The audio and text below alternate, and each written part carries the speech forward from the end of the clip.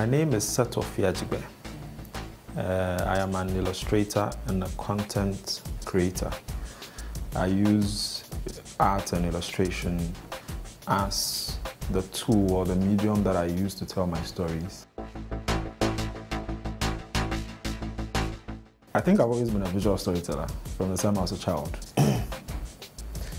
But what happened, I think, as I was growing up was that other interests came in because I'm also a very big fan of science. So I studied science in SSS and went on to do engineering in the university. But then after working for a while in the engineering sector, I think I came to the point where I realized that art is actually what I wanted to do for the rest of my life. Illustration and visual storytelling was actually what I wanted to do for the rest of my life. And I decided to start training myself in that capacity.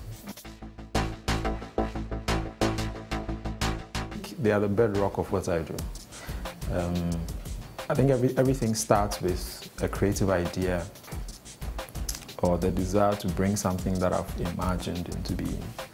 So without creativity and innovation, I wouldn't be able to do what I do, because every illustration, every story starts with an idea, and it starts with a spark that we usually call the creative spark.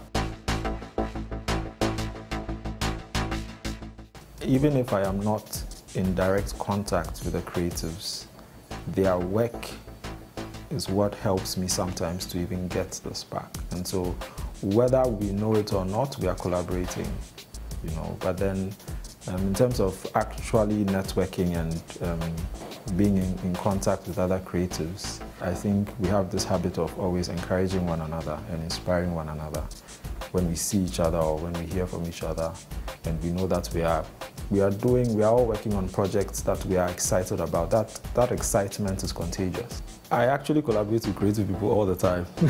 There are very few projects that I've worked on my own as a sole creator.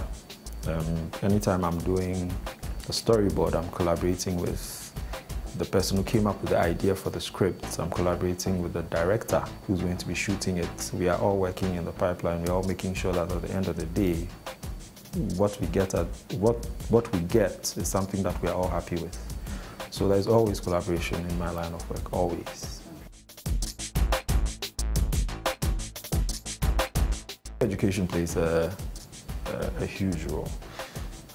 Even though I haven't received formal education in what I do, I know that without deciding to train myself and without deciding that I was going to try to educate myself in what I do, I probably wouldn't have gotten as far as I have gotten. And education is still a big part of what I do. I still try to take time to push myself one way or the other. And all of that is part of educating.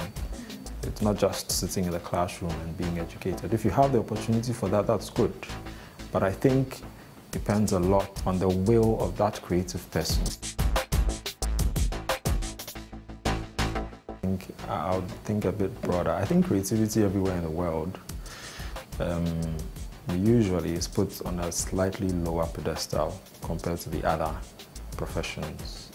And I personally don't think that should be the case.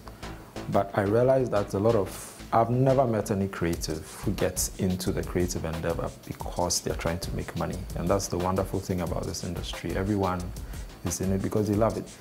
And I think that same spirit of creativity, if we try to apply it to, making money, that will be very, very successful. I think there's always a demand for creativity. We are the ones who have to be creative about tapping into that demand. Every project that I take on, almost every project I take on is challenging, either in terms of how much work has to go into it or the time that is required.